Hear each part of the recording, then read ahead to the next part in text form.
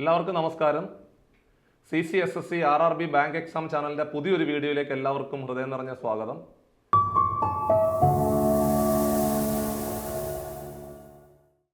നമ്മൾ കുറേ ദിവസത്തെ കാത്തിരിപ്പിനൊടുവിൽ നവംബർ 27 മുതൽ നമ്മുടെ RRB ഗ്രൂപ്പ് ഡി എക്സാം പരീക്ഷ സ്റ്റാർട്ട് ചെയ്തിരിക്കുകയാണ്.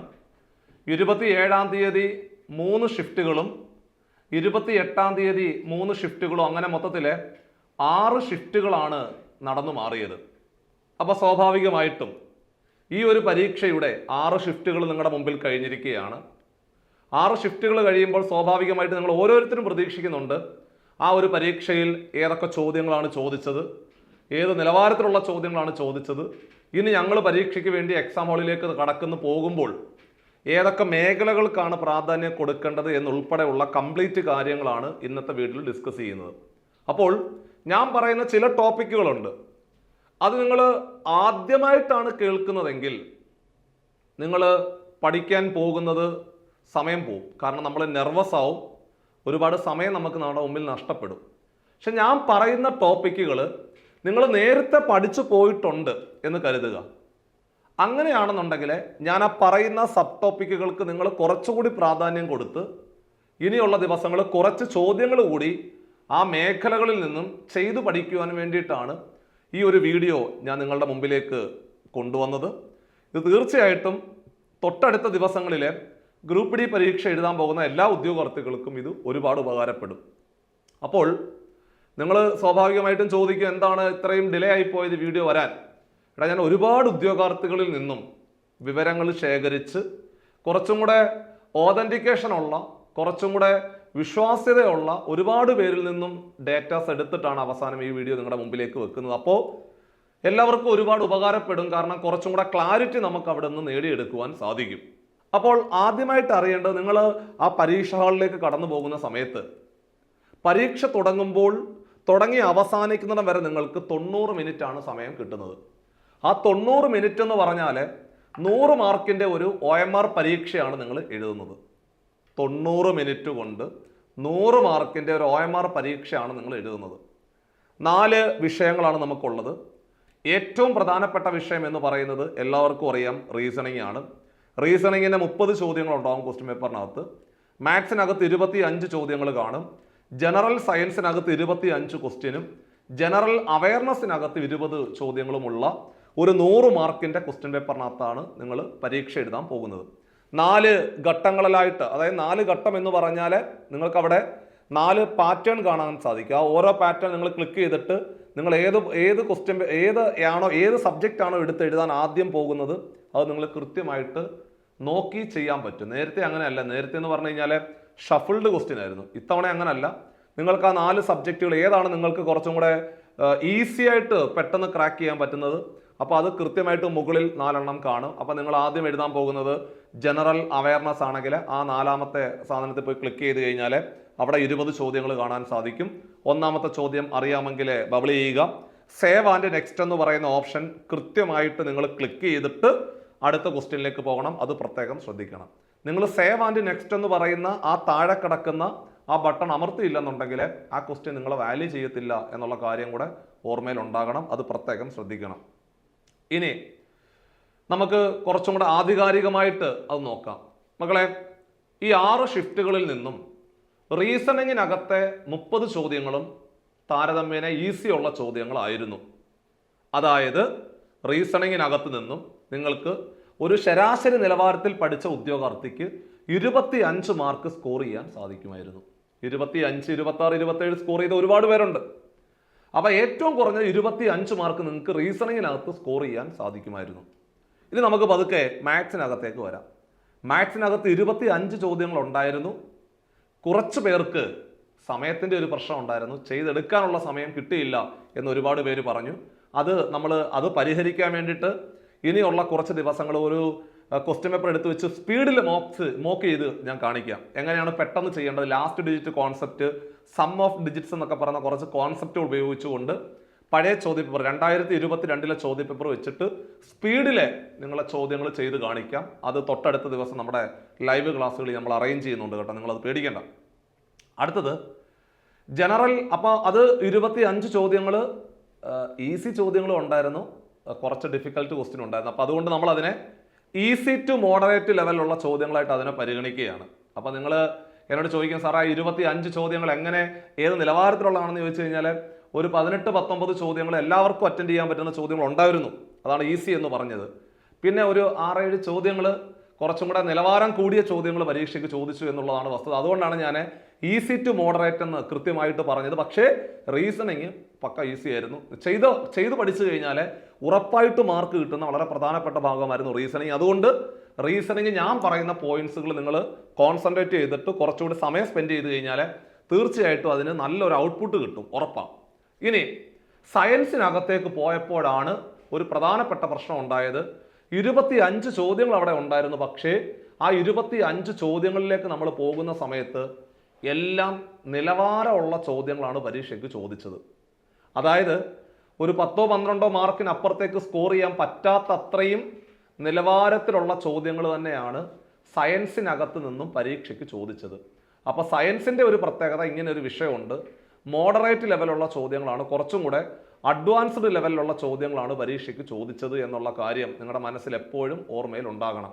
അതായത് സയൻസിനകത്ത് നമ്മൾ സാധാരണ കാണുന്ന ചോദ്യങ്ങളല്ല, കുറച്ചുകൂടെ പ്രോബ്ലം ഒക്കെ പരീക്ഷയ്ക്ക് ചോദിച്ചു. പ്രോബ്ലം ചോദിക്കുക എന്ന് പറയുമ്പോൾ കുറച്ചും കൂടെ നല്ല ചോദ്യങ്ങളാണ് പരീക്ഷയ്ക്ക് ചോദിച്ചത്. നമ്മൾ സാധാരണ ഇപ്പോൾ ഓംസ് ലോ എന്ന് പറയുന്ന കോൺസെപ്റ്റ് പഠിക്കുന്നു. ആ ഓംസ് ലോയുമായിട്ട് ബന്ധപ്പെട്ടുകൊണ്ട് കുറച്ചുകൂടി നിലവാരമുള്ള ഓംസ് ലോയുടെ ആപ്ലിക്കേഷൻ ലെവൽ ചോദ്യങ്ങളാണ് പരീക്ഷയ്ക്ക് ചോദിച്ചത്. അതുകൊണ്ട് കുറച്ചുകൂടി ടഫ് ചോദ്യങ്ങളും നമുക്ക് സയൻസിനകത്ത് പ്രതീക്ഷിച്ചു, അല്ലെങ്കിൽ അതുണ്ടായിരുന്നു ക്വസ്റ്റ്യൻ പേപ്പറിനകത്ത്. ഇതേ അവസ്ഥ തന്നെയാണ് ജനറൽ അവയർനെസ് എന്ന് പറയുന്ന ഭാഗത്ത് നിന്ന് വന്നത്. അവിടെ ഹിസ്റ്ററി, അതേപോലെ തന്നെ എക്കണോമിക്സ്, ജോഗ്രഫി പോലെയുള്ള വിഷയങ്ങൾക്ക് വലിയ പ്രാധാന്യം കൊടുത്ത് പഠിച്ചവർക്കൊക്കെ എക്സാം ഹാളിൽ പോയപ്പോൾ വലിയ ബുദ്ധിമുട്ടായി പോയി. കാരണം നമ്മുടെ കറണ്ട് അഫേഴ്സ് സെഷനിൽ നിന്നാണ് കൂടുതൽ ചോദ്യങ്ങൾ വന്നത്. അത് മാത്രമല്ല, കറണ്ട് അഫേഴ്സിന്റെ പ്രത്യേകത 2025 ജനുവരിയിൽ തുടങ്ങി ഒരു 6 മാസത്തെ കറണ്ട് അഫേഴ്സ് മാത്രമേ പരീക്ഷയ്ക്ക് ചോദിച്ചിട്ടുള്ളൂ എന്നുള്ള വസ്തുത കൂടി നിങ്ങൾ ഓർമ്മയിലുണ്ടാവണം. അതായത് NTPC പരീക്ഷകളുണ്ടല്ലോ, ആ ഒരു പരീക്ഷകളിൽ ചോദിച്ച അതേ കറണ്ട് അഫേഴ്സിന്റെ ചോദ്യങ്ങളൊക്കെ തന്നെയാണ് നമ്മുടെ ഗ്രൂപ്പ് ഡി പരീക്ഷകൾക്കും വന്നത്. അപ്പോൾ നിങ്ങൾ ഒരുപാട് ബാക്കിലോട്ട് പോകേണ്ട ആവശ്യമില്ല. 2025 ജനുവരി തൊട്ട് ഇങ്ങോട്ടുള്ള 6 മാസത്തെ കറണ്ട് അഫേഴ്സ് നോക്കിയിട്ട് പോയാൽ മതി. സോ അതായിരിക്കും നല്ലത്. അതുകൊണ്ട് നമ്മുടെ ജനറൽ അവയർനെസ് എന്ന് പറയുന്ന സെഷൻ, അതായത് ജോഗ്രഫി, ഹിസ്റ്ററി, എക്കണോമിക്സ് പോലെയുള്ള സെഷന് ഒരുപാട് പ്രാധാന്യം കൊടുത്തു പഠിച്ചിട്ട് കാര്യമില്ല എന്നുള്ളതാണ് ആദ്യത്തെ 6 ഷിഫ്റ്റിൽ നിന്നും കിട്ടിയ വിവരം എന്ന് പറയുന്നത്. അപ്പം നമ്മൾ ഒരു കാര്യം പഠിക്കുമ്പോൾ സ്വാഭാവികമായിട്ടും നമ്മൾ അവിടുന്ന് മാർക്കാണ് പ്രതീക്ഷിക്കുന്നത്.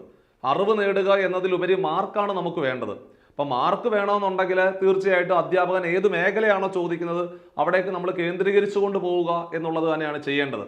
അപ്പോൾ അത്തരത്തിലെ ഈ സയൻസ്, അതേപോലെ തന്നെ GK വിഷയങ്ങൾക്ക് ഇത്തരത്തിലുള്ള ഒരു ബുദ്ധിമുട്ട് എക്സാം ഹാളിൽ ക്വസ്റ്റ്യൻ പേപ്പർ കണ്ടുപോയ ഉദ്യോഗാർത്ഥികൾക്ക് അത്തരത്തിലുള്ള ഒരു മാനസികാവസ്ഥ മൊത്തത്തിൽ വന്നിട്ടുണ്ട്. അപ്പോൾ ചുരുക്കി പറഞ്ഞാൽ നിങ്ങൾ എത്രയാണ് കട്ട് ഓഫ് പ്രതീക്ഷിക്കുന്നത്? എടാ, ഒരു 60 മാർക്ക് മുതൽ 65 മാർക്ക് വരെ നേടിയിട്ടുള്ള ഉദ്യോഗാർത്ഥികൾ എൻ്റെ ഒരു അഭിപ്രായത്തിൽ അവർ സേഫ് സോണിലാണ്. 60 മുതൽ 65 മാർക്ക് വാങ്ങിച്ച ഉദ്യോഗാർത്ഥികൾ സേഫ് സോണിലാണ്. 65-ന് മുകളിലോട്ടുണ്ടെങ്കിൽ നിങ്ങൾക്ക് ഉറപ്പായിട്ടും നിങ്ങൾ ആ ഷോർട്ട് ലിസ്റ്റിനകത്ത് വരുമെന്നുള്ള കാര്യം ഉറപ്പാണ്. 65-ന് മുകളിലോട്ട് വാങ്ങിച്ച ഒരുപാട് പേരെ എനിക്ക് പേഴ്സണലായിട്ട് അറിയാം.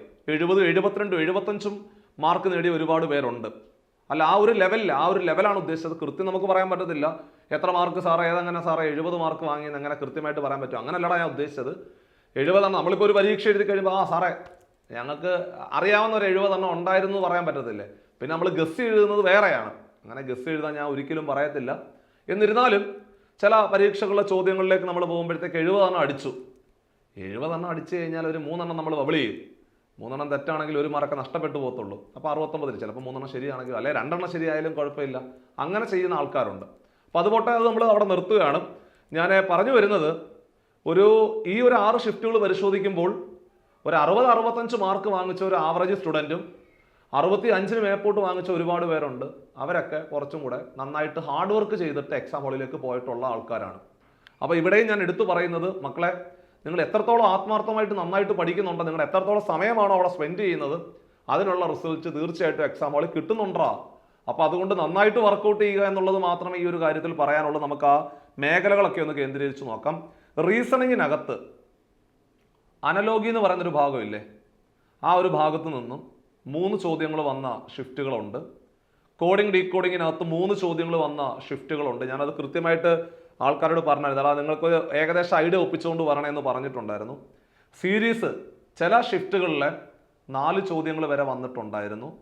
ബ്ലഡിനകത്ത് നിന്നും 2 ചോദ്യങ്ങൾ ഉറപ്പായിട്ടും ചോദിച്ചിട്ടുണ്ട്. ചില പരീക്ഷകളിൽ ചില ഷിഫ്റ്റിലെ 3 ചോദ്യങ്ങൾ വരെ കയറിപ്പോയിട്ടുണ്ട്. ഡയറക്ഷൻ അകത്തുനിന്ന് 2 ചോദ്യങ്ങൾ ഉറപ്പായിട്ടും ചോദിച്ച ഷിഫ്റ്റ് ഉണ്ട്, 3 ചോദ്യങ്ങൾ വന്ന ഷിഫ്റ്റും ഉണ്ട്. അപ്പോൾ അത് പ്രത്യേകം ശ്രദ്ധിക്കണം. സീറ്റിംഗ് അറേഞ്ച്മെന്റ് വളരെ പ്രധാനപ്പെട്ട ഭാഗമായിരുന്നു. 3 മുതൽ 4 ചോദ്യങ്ങൾ വരെ ചോദിച്ചു. ഞാൻ എപ്പോഴും പറയാറുള്ളതാണ്, സീറ്റിംഗ് അറേഞ്ച്മെന്റിനകത്ത് സർക്കുലർ അറേഞ്ച്മെന്റ് വളരെ പ്രധാനപ്പെട്ട ഭാഗമാണ്. അത് നിങ്ങൾ പ്രത്യേകം ശ്രദ്ധിക്കണം. അത് 3-4 ചോദ്യങ്ങൾ കയറിപ്പോയ ഷിഫ്റ്റ് ഉണ്ട്. അപ്പോൾ ഇത്രയും ടോപ്പിക്കുകൾക്ക് പ്രാധാന്യം ഉണ്ടെന്നർത്ഥം. ഇതാണ് റീസണിങ്ങിനകത്ത് കൂടുതൽ ചോദ്യങ്ങൾ വന്നുപോയ, നമുക്ക് ഈ പരീക്ഷ എഴുതുന്ന ആൾക്കാർക്ക് അറിയാമല്ലോ ഇതിൻ്റെയൊക്കെ ഒരു അവസ്ഥ. അനലോഗിയിലെ 3 ചോദ്യങ്ങൾ ചോദിച്ചിട്ടുണ്ടെങ്കിൽ 2 ചോദ്യങ്ങൾ ഈസി ചോദ്യവും 1 ചോദ്യം ടഫുമാണ്. അങ്ങനെയാണ്, എല്ലാം ഈസി അല്ല. ഇപ്പോൾ സീരീസിലെ 4 ചോദ്യങ്ങൾ ചോദിച്ചു, 2 നിങ്ങൾക്ക് എഴുതാൻ പറ്റുന്നതായിരിക്കാം. 3ാമത്തെ ക്വസ്റ്റ്യൻ എന്ന് പറയുന്ന ഒരു മീഡിയം ലെവലായിരിക്കും. 4ാമത്തെ ക്വസ്റ്റ്യൻ എന്ന് പറഞ്ഞാൽ പക്ക ഡിഫിക്കൽട്ടി ക്വസ്റ്റ്യൻ ആയിരിക്കും. അങ്ങനെയാണ് വന്നത്. അതുപോലെ ഡയറക്ഷനകത്ത് 2 ഡയറക്ഷനൊക്കെ പിന്നെ എല്ലാവർക്കും കിട്ടുന്നതാണ്. ബ്ലഡൊക്കെ എല്ലാവർക്കും കിട്ടുന്ന ചോദ്യങ്ങളുണ്ടാകും. ഇപ്പോൾ ബ്ലഡിനകത്തുനിന്ന് 2-3 ചോദ്യങ്ങൾ ചോദിച്ചാലും ഉറപ്പായിട്ട് കിട്ടും. കാരണം അത് വരച്ച് പഠിച്ചാൽ മതി. അതുപോലെ സീറ്റിംഗ് അറേഞ്ച്മെന്റും നമുക്ക് ഉറപ്പായിട്ടും കിട്ടുന്നതാണ്. സർക്കുലാർ എന്ന് പറഞ്ഞു കഴിഞ്ഞാൽ നിങ്ങൾ ആരെയാണ് സർക്കുലാറായിട്ട് വെക്കുന്നത്, റൈറ്റ് എന്ന് കേട്ടാൽ ആൻറ്റി ക്ലോക്ക് വൈസിൽ വെക്കുക, ലെഫ്റ്റ് എന്ന് കേട്ട് കഴിഞ്ഞാൽ ക്ലോക്ക് വൈസിൽ വെക്കുക എന്ന് കൃത്യമായിട്ട് ഞാൻ പറഞ്ഞു തന്നിട്ടുണ്ടായിരുന്നു. സോ അതുകൊണ്ട് അത് കിട്ടും. അതേപോലെ തന്നെ പസിലുണ്ടല്ലോ, പസിൽ 7 ബോക്സിൻ്റെ പസിൽ അടുക്കി അടുക്കി അടുക്കി വെക്കുന്ന 7 ബോക്സിൻ്റെ പസിലുണ്ടല്ലോ. എയുടെ മുകളിൽ 2ാമതാണ് സി ഇരിക്കുന്നത്, സിയുടെ മുകളിൽ 5ാമതാണ് ഡി ഇരിക്കുന്നത്. അങ്ങനെയുള്ള പസിൽ ചോദ്യം ഉണ്ടല്ലോ, അത് ചോദിച്ചിട്ടുണ്ട്. എല്ലാ ഷിഫ്റ്റിലും ഉണ്ടായിരുന്നു. 1 ചോദ്യം, ചില ഷിഫ്റ്റിലെ 2 ചോദ്യം വരെ വന്നിട്ടുണ്ട്. അതുപോലെ വെൻഡാഗ്രം ഇല്ലേടാ, ഇങ്ങനെ വെൻഡാഗ്രം വരച്ച് ചെയ്യുന്ന ചോദ്യം, അത് ഒരു ചോദ്യമേ വന്നിട്ടുള്ളൂ. അതുകൊണ്ട് ചില ഷിഫ്റ്റിൽ വന്നിട്ടുമില്ല. അപ്പോൾ അതുകൊണ്ട് വെൻഡാഗ്രം വന്നിട്ടുണ്ട്. ഇപ്പം ഫാദർ, മദർ, ചിൽഡ്രൻ ഇതും കൂടെ ചേർത്തിട്ടുള്ള ഒരു വെൻഡാഗ്രം പറയാം. അത് ഞാൻ പഠിപ്പിച്ചിട്ടുണ്ട് നിങ്ങൾക്ക്. അതുപോലെ മാത്തമാറ്റിക്കൽ ഓപ്പറേഷൻ ബോട്ട് മാസ് ഉണ്ടല്ലോ, അതെല്ലാ ഷിഫ്റ്റിലും ഓരോ ചോദ്യമുണ്ട്. അത് ശ്രദ്ധിച്ചോണം കേട്ടോ. ബോട്ട് മാസ് ചെയ്തു പഠിക്കണം.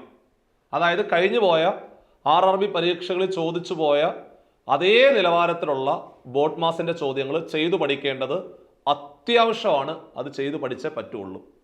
സ്റ്റേറ്റ്മെൻറ്റിൻ്റെ ചോദ്യം ഉണ്ടല്ലോ, സ്റ്റേറ്റ്മെൻറ്റ് കൺക്ലൂഷൻ എന്ന് പറയുന്ന ഭാഗം ഉണ്ടല്ലോ, അവിടുന്ന് 2 ചോദ്യങ്ങൾ ചോദിച്ചിട്ടുണ്ട്.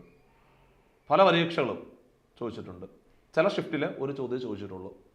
പിന്നെ ക്ലാസിഫിക്കേഷൻ, അതായത് നമ്മുടെ ഈ ഓഡ് മാൻ ഔട്ട് പോലുള്ള സാധനമാണ്, 3 ചോദ്യങ്ങൾ വരെ ചോദിച്ചിട്ടുണ്ട്. ചില ഷിഫ്റ്റിൽ 3 എണ്ണം, ചില ഷിഫ്റ്റിൽ 4 ചോദ്യം വരെ ചോദിച്ചിട്ടുണ്ട്. സിലോജിസം എൻ്റെ ഓർമ്മ ശരിയാണെങ്കിൽ ഞാൻ യൂട്യൂബിനകത്ത് ആദ്യമായിട്ട് നമ്മുടെ ഈ ഒരു ചാനൽ തുടങ്ങി ആദ്യമായിട്ട് ചെയ്യുന്ന വീഡിയോ സിലോജിസമാണ്. ആ സിലോജിസത്തിനകത്ത് നിന്നും സമ്മ്, ഓള്, നോ അത് മാത്രം 3 എണ്ണം നോക്കിക്കൊണ്ട് പോയാൽ മതി. 2 ചോദ്യം മുതൽ 3 ചോദ്യം വരെ ചോദിച്ചിട്ടുണ്ടത്. ചില ഷിഫ്റ്റ് 2 ചോദ്യം ചോദിച്ചിട്ടുണ്ട്, ചിലതിനകത്ത് 3 എണ്ണം. റാങ്കിങ് ചോദിച്ചിട്ടുണ്ട് കേട്ടോ. അതായത് രാജു ഇടത് നിന്ന് 5ാമതാണ്, വലത് നിന്ന് 7ാമതാണ്, അങ്ങനെയുള്ള ചോദ്യം ഉണ്ടല്ലോ, അതാണ് റാങ്കിങ്. 2 ചോദ്യം ചോദിച്ചിട്ടുണ്ട്. ചില ഷിഫ്റ്റിലെ 3 ചോദ്യങ്ങൾ വരെ വന്നിട്ടുണ്ട്. ഇതൊക്കെയാണ് കുറച്ചുകൂടി നിങ്ങളോട് എനിക്ക് കൃത്യമായിട്ട് പറയാനുള്ളത്. ക്ലോക്കിനകത്തുനിന്ന് 1 ചോദ്യം ചോദിച്ചിട്ടുണ്ട്. കലണ്ടറും ഉണ്ടായിരുന്നു.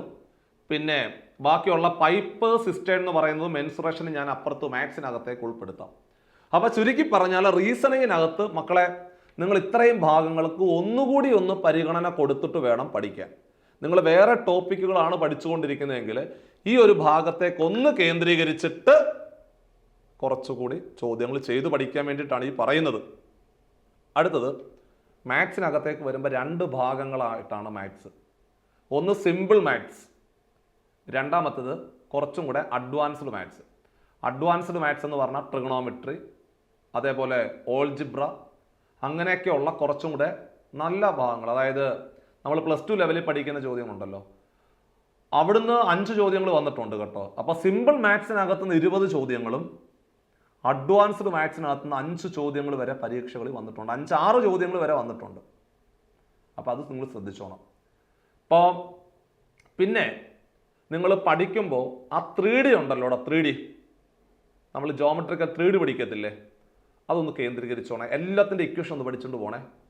സിലിണ്ടർ, കോണ്, പോളിഗൺ, അതേപോലെ അതൊക്കെയാണ്. അത് നിങ്ങളെല്ലാം നോക്കിക്കോ. Cuboid, cube, cylinder, cone, sphere, hemisphere, square, pyramid എല്ലാം ഒന്ന് നോക്കിയിട്ട് പോവുക. അതേപോലെ തന്നെ നമ്മുടെ ഈ പറയുന്ന ഈ സാധനം കട്ട് ചെയ്യുന്ന ചോദ്യം ഉണ്ടല്ലോ, അതും കൂടെ ഒന്ന് നോക്കിയിട്ട് പോകണം. അത് വളരെ പ്രധാനപ്പെട്ട ഭാഗമാണ്. ഈ വൃത്തസ്തൂപിക പീഠം അല്ലെങ്കിൽ ഫ്രസ്റ്റം ഓഫ് എ കോൺ എന്ന് പറയുന്ന ഭാഗം, അത് പരീക്ഷയ്ക്ക് സ്ഥിരമായിട്ട് ചോദ്യം വരുന്നൊരു ഭാഗമാണെന്നുള്ള കാര്യം ഓർമ്മപ്പെടുത്തുവാണ്. അതേപോലെ ജോമെട്രിക്കകത്ത് 2 ജോമെട്രി ഉണ്ട്. കോർഡിനേറ്റ് ജോമെട്രി ഉണ്ട്, സാധാ ജോമെട്രി ഉണ്ട്. അപ്പോൾ ഞാൻ ഈ കോർഡിനേറ്റ് ജോമെട്രിയുടെ ക്വസ്റ്റ്യൻ വന്നതായിട്ട് ആരും പറഞ്ഞു കേട്ടില്ല. പക്ഷേ ജോമെട്രിക്കകത്തുനിന്ന് ചോദ്യം ചോദിച്ചിട്ടുണ്ട്. ട്രിഗണോമെട്രിക്കകത്തുനിന്ന് ഒരു ചോദ്യം മാത്രമേ ചോദിച്ചിട്ടുള്ളൂ. ആൾജിബ്രയ്ക്കകത്തുനിന്ന് ഇത്തവണ എന്താണെന്നറിയില്ല, ചോദ്യങ്ങൾ ഒരുപാട് വന്നിട്ടില്ല, അങ്ങനെ ആരും പറഞ്ഞു കേട്ടതുമില്ല. അപ്പോൾ അതുകൊണ്ട് മാത്സ് പിന്നെ ബാക്കിയുള്ളതെല്ലാം പഴയതുപോലെ നമ്മുടെ സിമ്പിൾ മാത്സ്, ടൈം ആൻഡ് ഡിസ്റ്റൻസിനകത്ത് ചില ഷിഫ്റ്റ് 2 ചോദ്യങ്ങൾ വന്നിട്ടുണ്ട്. ട്രെയിൻ 2 ചോദ്യങ്ങൾ ചോദിച്ചു എന്ന് പിള്ളേർ പറയുന്നുണ്ട്. റേഷ്യോ പ്രൊപ്പോർഷനകത്ത് 2 ചോദ്യങ്ങൾ ചോദിച്ചു സാറേ എന്ന് പറഞ്ഞ് ഒരുപാട് പേര് എന്നെ വിളിച്ചായിരുന്നു. ടൈം ആൻഡ് വർക്ക് സാറ് പഠിപ്പിച്ച 2 ചോദ്യങ്ങൾ അതുപോലെ തന്നെ ചെയ്ത് ആൻസർ ചെയ്യാൻ പറ്റി എന്ന് പറഞ്ഞുകൊണ്ട് ഒരുപാട് പേര് വിളിച്ചു. പ്രോഫിറ്റ് ആൻഡ് ലോസിനകത്ത് 2 ചോദ്യങ്ങൾ ഉണ്ടായിരുന്നു. ഇന്നലെ പരീക്ഷ എഴുതിയ ആൾ പറഞ്ഞത് സാറേ 2 അല്ല സാറേ 2-ലധികം ചോദ്യങ്ങൾ പ്രോഫിറ്റ് ആൻഡ് ലോസിനകത്തും ചോദിച്ചു എന്ന് പറഞ്ഞ് രാവിലെ എനിക്കൊരു കോൾ വന്നിട്ടുണ്ടായിരുന്നു. പെർസെൻറ്റേജ് എന്ന് പറയുന്ന ടോപ്പിക്കുമായിട്ട് ബന്ധപ്പെട്ടുകൊണ്ട് 2-3 ചോദ്യങ്ങൾ പരീക്ഷയ്ക്ക് ചോദിച്ചു. പിന്നെ ട്രിഗണോമെട്രി ഞാൻ നേരത്തെ പറഞ്ഞതാണ്. അപ്പോൾ ഇതാണ് നമ്മുടെ ഒരു പാറ്റേൺ എന്ന് പറയുന്നത്. ആ 20 ചോദ്യങ്ങളിലെ ചില മേഖലകളിൽ മാത്രം അധ്യാപകൻ കേന്ദ്രീകരിച്ച് നിൽക്കുന്നു എന്നുള്ളതാണ് വസ്തുത. അപ്പോൾ നമ്മൾ പഠിക്കുമ്പോൾ പോലും ഇത്തരം മേഖലകൾക്ക് വലിയ പ്രാധാന്യം കൊടുത്ത് പഠിക്കണം എന്ന് ഓർമ്മപ്പെടുത്താൻ വേണ്ടിയാണ് ഞാനത് പറഞ്ഞത്. സിമ്പിൾ ഇൻട്രസ്റ്റിനകത്തുനിന്ന് ചോദ്യം ഉണ്ടായിരുന്നു, ഒരു ചോദ്യം ഉണ്ടായിരുന്നു. കോമ്പൗണ്ട് ഞാൻ പഠിപ്പിച്ച അതേ മെത്തേഡ് ചെയ്ത് പഠിക്കണം. ഏതാ? റേഷ്യോ മെത്തേഡ്, താഴോട്ട് ഗുണിക്കുന്ന പരിപാടി ഉണ്ടല്ലോ, ആ മെത്തേഡിലെ ചോദ്യങ്ങൾ ചെയ്ത് പഠിക്കണം.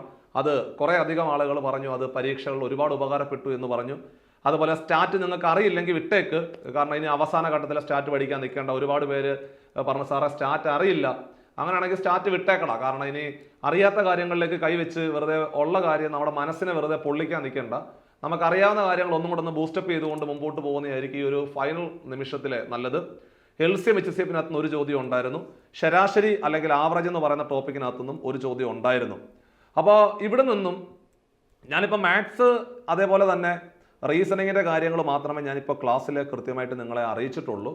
അതേപോലെ ജനറൽ സയൻസും ജനറൽ അവയർനെസ്സുമായിട്ട് ബന്ധപ്പെട്ടുകൊണ്ടുള്ള കുറച്ചും കൂടെ ആധികാരികമായിട്ടുള്ള വീഡിയോ അതിൻ്റെ കൺസേൺഡ് അധ്യാപകർ തന്നെ നിങ്ങളുടെ മുമ്പിൽ അവതരിപ്പിക്കുമ്പോഴാണ് അതിനകത്തൊരു കുറച്ചുകൂടെ ക്ലാരിറ്റി ഉണ്ടാവും. നിങ്ങൾ എങ്ങനെയാണ് പഠിക്കേണ്ടത് എന്നുള്ള വസ്തുതകൾ ഉണ്ടാകുന്നത് അവിടെയാണ്. അപ്പോൾ തൽക്കാലം നമ്മുടെ ഇന്നത്തെ ഈ ഒരു വീഡിയോയ്ക്കകത്ത് ഞാൻ തൽക്കാലം ഉൾപ്പെടുത്തുന്ന ഏതൊക്കെയാണ് മാത്സ് റീസണിങ് ആണ് കൂടുതലും ഉൾപ്പെടുത്തി അവസാനിപ്പിച്ചത്. ഇനി എനിക്ക് നിങ്ങളോട് അവസാനമായിട്ടൊരു കാര്യം പറയാനുള്ളത്, സ്വാഭാവികമായിട്ടും നമ്മൾ ഈ പരീക്ഷയ്ക്ക് വേണ്ടി തയ്യാറെടുത്തുകൊണ്ട് എക്സാം ഹാളിലേക്ക് പോകുന്ന ആൾക്കാരാണ്. അപ്പോൾ എക്സാം ഹാളിലേക്ക് പോകുന്ന സമയത്ത് തീർച്ചയായിട്ടും നിങ്ങൾ ഒരുപാട് പ്രതിസന്ധികൾ തരണം ചെയ്തുകൊണ്ടാണ് എക്സാം ഹാളിലേക്ക് പോകുന്നത്. കാരണം നമ്മൾ അന്ന് ഈ പരീക്ഷ ഫെബ്രുവരി അന്ന് തുടങ്ങിയതാണ്. ഈ കേസും വഴക്കുമായിട്ടൊക്കെ ബന്ധപ്പെട്ടുകൊണ്ട് പഠിക്കണോ വേണ്ടയോ, പഠിക്കണോ വേണ്ടയോ. അന്ന് ഞാൻ നിങ്ങളോട് പറഞ്ഞു, എടാ അവസാനം വിധി വരുമ്പോഴത്തേക്ക് ഇത് 2 പേർക്കും എഴുതാൻ പറ്റുന്ന രീതിയിലെ വിധി വരത്തുള്ളൂ, നിങ്ങൾ നന്നായിട്ട് പഠിക്കാനൊക്കെ പറഞ്ഞതാണ്. ചില ആൾക്കാർ അവസാന നിമിഷങ്ങളിലും ചെയ്ത പരിപാടി എന്ന് പറഞ്ഞു കഴിഞ്ഞാൽ അവർ ചെയ്തത് PSC ലെവലിലെ പരീക്ഷ അപ്രോച്ച് ചെയ്തു. കുഴപ്പമില്ല, കഴിഞ്ഞത് കഴിഞ്ഞു. ഇനിയിപ്പോൾ കഴിഞ്ഞു പോയ കാര്യത്തിനെ കുറിച്ച് നമ്മൾ ആലോചിച്ചിട്ട് കാര്യമില്ല. അപ്പോൾ നിങ്ങൾ ഇനി ചെയ്യേണ്ടത് എക്സാം ഹാളിലേക്ക് വലിയ ശുഭാപ്തി വിശ്വാസത്തോടു കൂടി പ്രതീക്ഷയോടുകൂടി എക്സാം ഹാളിലേക്ക് പോവുക. പഠിച്ച കാര്യങ്ങളെ ബൂസ്റ്റപ്പ് ചെയ്യുക. ഞാൻ ഈ പറഞ്ഞ മേഖലകളൊന്ന് കേന്ദ്രീകരിക്കുക. ഒരിക്കലും മാനസികമായിട്ട് ബുദ്ധിമുട്ടുണ്ടാക്കുന്ന ഒരു കാര്യത്തിൽ നമ്മൾ എൻഗേജ്ഡ് ആകാൻ പാടില്ല. നിങ്ങളെ നെഗറ്റീവായിട്ട് പറയുന്ന ആൾക്കാരിലേക്ക് നിങ്ങൾ ഒരു കാരണവശാലും അറ്റൻഷൻ കൊടുക്കാൻ പാടില്ല. ആ ഇനിയുള്ള നിമിഷങ്ങൾ നിങ്ങൾ വളരെ ഭംഗിയായിട്ട് എങ്ങനെ മുൻപോട്ട് കൊണ്ടുപോകാൻ പറ്റുമോ അത് തീർച്ചയായിട്ടും പരീക്ഷയെ നല്ല രീതിയിൽ ബാധിക്കും. അപ്പോൾ അതുകൊണ്ട് ആ ഇനിയുള്ള നല്ല നിമിഷങ്ങൾ പരീക്ഷയുടെ പ്രിപ്പറേഷനുമായിട്ട് ബന്ധപ്പെട്ടുകൊണ്ട് ഏകീകരിച്ചുകൊണ്ട് നിങ്ങൾ മുമ്പോട്ട് പോവുക എന്നുള്ളത് മാത്രമേ ഉള്ളൂ. അപ്പോൾ അതുകൊണ്ട് നമുക്ക് വിധിച്ചതാണ് നമുക്ക് കിട്ടും, അത്രേ ഉള്ളൂ. അപ്പോൾ അതുകൊണ്ട് ടെൻഷൻ അടിച്ചിട്ട് ഇനി കാര്യമില്ല. അയ്യോ സാറേ ഇനി എന്താ അങ്ങനെ ടെൻഷൻ അടിച്ചിട്ട് കാര്യമില്ല. ടെൻഷൻ അടിച്ചു കഴിഞ്ഞാൽ പഠിച്ചതെല്ലാം മറന്നു പോകത്തേ ഉള്ളൂ. അപ്പോൾ തീർച്ചയായിട്ടും നമുക്ക് വിധിച്ചിട്ടുണ്ടോ, അങ്ങനെയാണെങ്കിൽ ഈ പരീക്ഷ നമുക്ക് കിട്ടും. അപ്പോൾ അതുകൊണ്ട് നിങ്ങൾ വലിയ പ്രതീക്ഷയോടുകൂടി എക്സാം ഹാളിലേക്ക് പോവുക. നിങ്ങളെടുത്തിരിക്കുന്ന 100% എഫോർട്ട് എക്സാം ഹാളിൽ കൃത്യമായിട്ട് അപ്ലൈ ചെയ്യുക. സേവ് ആൻഡ് നെക്സ്റ്റ് എന്നുള്ള ഓപ്ഷൻ ക്ലിക്ക് ചെയ്യാതെ അടുത്ത ക്വസ്റ്റ്യനിലേക്ക് പോകരുത്. പിന്നെ അതേപോലെ തന്നെ ഒരു മോക്ക് എക്സാം അവരുടെ സൈറ്റിനകത്ത് RRBയുടെ സൈറ്റിനകത്ത് കയറി ഒരു മോക്ക് എക്സാം എഴുതിയതിന് ശേഷം മാത്രം എക്സാം ഹാളിലേക്ക് പോവുക. ഇനി ഓരോ പരീക്ഷകളും നമുക്ക് ഓരോ അവസരങ്ങളാണ് തരുന്നത്. നിങ്ങൾ കുറേ അധികം ആളുകൾ നമ്മുടെ RRB NTPC പരീക്ഷകൾക്ക് അപ്ലൈ ചെയ്തിട്ടുണ്ടാകും. അതേപോലെ തന്നെ നമ്മുടെ അണ്ടർ ഗ്രാജുവേറ്റ് ലെവൽ പരീക്ഷകൾ, അതായത് +2 യോഗ്യതയുള്ള ഉദ്യോഗാർത്ഥികൾക്ക് എല്ലാവർക്കും അപ്ലൈ ചെയ്യാൻ സാധിക്കുന്ന RRB NTPC പരീക്ഷകളുടെ ഡേറ്റ് എക്സ്റ്റെൻഡ് ചെയ്തിട്ടുണ്ട്. അതിൻ്റെ വീഡിയോ ഞാൻ ഉടനെ ഒരു ഷോർട്ട് വീഡിയോ ചെയ്ത് നമ്മുടെ ചാനലിനകത്തേക്ക് അപ്ലോഡ് ചെയ്യാം. അപ്പോൾ നിങ്ങൾ ഒരുപാട് പഠിക്കുക, പഠിച്ച് കുറേയൊക്കെ പരാജയപ്പെടും. അങ്ങനെയാണ്, അല്ലാതെ ഒറ്റയടിക്ക് ഒരു പരീക്ഷ എഴുതിയ ഉടനെ വിജയിച്ചുകൊണ്ട് സർക്കാർ ജോലി ഒന്നും കിട്ടത്തൊന്നുമില്ല. അതൊക്കെ ചുമ്മാ ആൾക്കാർ പല രീതിയിലും പറയാം. അപ്പോൾ നിങ്ങളോട് ചോദിക്കും, എടാ കുറേ നാളായിട്ട് പഠിക്കുവാണല്ലോ, ഇതുവരെ ഒന്നിലും എത്തിച്ചേരാൻ പറ്റില്ല എന്നൊക്കെ ആൾക്കാർ പലതും ചോദിക്കും. ഈ ചെവി കൂടെ കേട്ട് ഈ ചെവി കൂടെ കളയാന്നുള്ളത് മാത്രമേ ചെയ്യാൻ പറ്റത്തുള്ളൂ. നിങ്ങൾ നിങ്ങളുടെ ലക്ഷ്യത്തിന് വേണ്ടിയിട്ട് ആത്മാർത്ഥമായിട്ട് പ്രവർത്തിക്കുക. ആ പ്രവർത്തിച്ചുകൊണ്ടിരിക്കുമ്പോൾ ചിലപ്പോൾ ഒരുപക്ഷെ പരാജയങ്ങളൊക്കെ ഏറ്റുവാങ്ങിയേക്കാം. പക്ഷേ ആ പരാജയങ്ങൾ ഏറ്റുവാങ്ങുമ്പോൾ പോലും ഒരുപാട് പ്രതീക്ഷയോടുകൂടി നിങ്ങൾ മുമ്പോട്ട് പോവുക എന്ന് മാത്രമേ നിങ്ങളോട് എനിക്ക് പറയുവാനുള്ളൂ. വലിയ പ്രതീക്ഷയോടുകൂടി വരാൻ പോകുന്ന NTPC പരീക്ഷകളും തുടർന്ന് നിങ്ങളുടെ മുമ്പിലേക്ക് ഇനി കുറച്ച് ദിവസങ്ങൾക്കുള്ളിൽ വരാൻ പോകുന്ന പുതിയ ഗ്രൂപ്പ് ഡി നോട്ടിഫിക്കേഷനൊക്കെ വരികയാണ്. സോ ഈ ഒരു വൈബിലെ ഇത്രയും നിങ്ങൾ നന്നായിട്ട് പഠിച്ച് ഒരു വൈബിലെത്തി നിൽക്കുന്ന ആൾക്കാരാ, ഒരു കാരണവശാലും ഇട്ട് കളഞ്ഞ് പോകരുത്. ഈ ഒരു വൈബിൽ നിന്നും കുറച്ചുകൂടെ മുമ്പോട്ട് പോവുക. 2026-2027 കാലഘട്ടം നിങ്ങളുടെ ജീവിതത്തിലെ ഒരു സെൻട്രൽ ഗവൺമെൻറ് ഉദ്യോഗസ്ഥൻ അല്ലെങ്കിൽ ഉദ്യോഗസ്ഥയായ ആ ഒരു നല്ല നിമിഷത്തെ സ്വപ്നം കണ്ടുകൊണ്ട് നിങ്ങൾ മുമ്പോട്ട് നീങ്ങുക. തീർച്ചയായിട്ടും എല്ലാവർക്കും വിജയങ്ങൾ ഉണ്ടാകട്ടെ, പരീക്ഷ ഏറ്റവും ഭംഗിയായിട്ട് എഴുതാൻ സാധിക്കട്ടെ എന്ന് ആത്മാർത്ഥമായിട്ട് പ്രാർത്ഥിക്കുന്നു. അതേപോലെ പുതിയ നമ്മുടെ NTPC ബാച്ചുകളിലേക്കുള്ള അഡ്മിഷൻ തുടർന്നുകൊണ്ടേ ഇരിക്കുകയാണ്. പഴയതുപോലെ തന്നെ ലൈവ് ക്ലാസ്സുകളും റെക്കോർഡ് ക്ലാസ്സുകളും അതേപോലെ തന്നെ വീക്ക്ലി എക്സാമുകളും മെന്റർഷിപ്പും ഒക്കെ ഉൾപ്പെടെയുള്ള പഴയതുപോലെ തന്നെ നമ്മുടെ അതേ ഗ്രൂപ്പ് ഡി മെന്റർഷിപ്പ്, ആ മെന്റർ അദ്ദേഹം തന്നെയാണ് പുതിയ RRB NTPC പരീക്ഷകളുടെ മെന്ററായിട്ട് വർക്ക് ചെയ്യുന്നത്. എനിക്ക് തോന്നുന്നു രാവിലെ 4:30 മുതൽ രാത്രി 12 മണി വരെയുള്ള ഒരു മെന്റർഷിപ്പാണല്ലേ. അതൊക്കെ സത്യം പറഞ്ഞു കഴിഞ്ഞാൽ നമ്മുടെ സമാനതകളില്ലാത്ത ഒരു മെന്റർഷിപ്പാണ്. അത്തരം സാധ്യതകളെല്ലാം പരമാവധി പ്രയോജനപ്പെടുത്തിക്കൊണ്ട് നിങ്ങൾ മുമ്പോട്ട് പോവുക. അപ്പോൾ ഇങ്ങനെയുള്ള പരാജയങ്ങളിൽ വീണ് നമ്മളൊന്ന് ജസ്റ്റ് വീണാൽ പോലും എഴുന്നേറ്റ് നിന്ന് മുമ്പോട്ട് നടക്കുക. ചിലപ്പോൾ ഓടാൻ പറ്റിയെന്ന് വരത്തില്ല, എന്നാലും മുമ്പോട്ട് നടന്നു നീങ്ങുക എന്നുള്ളത് മാത്രമേ എനിക്ക് നിങ്ങളോട് പറയാനുള്ളൂ. നാളത്തെ നല്ല ഒരു സെൻട്രൽ ഗവൺമെൻറ് ഉദ്യോഗം സ്വപ്നം കണ്ടുകൊണ്ട് നിങ്ങൾ മുമ്പോട്ട് നീങ്ങുക. അതുമാത്രമേ ഈ ഒരു അവസാന നിമിഷത്തിൽ നിങ്ങളോട് പറയാനുള്ളൂ. എല്ലാവർക്കും ജീവിതത്തിൽ നല്ലതുണ്ടാകട്ടെ, പരീക്ഷ ഏറ്റവും ഭംഗിയായിട്ട് എഴുതാൻ സാധിക്കട്ടെ എന്ന് ആത്മാർത്ഥമായിട്ട് പ്രാർത്ഥിക്കുന്നു. നമുക്ക് മറ്റൊരു സെഷനിൽ വീണ്ടും കാണാം. ബൈ.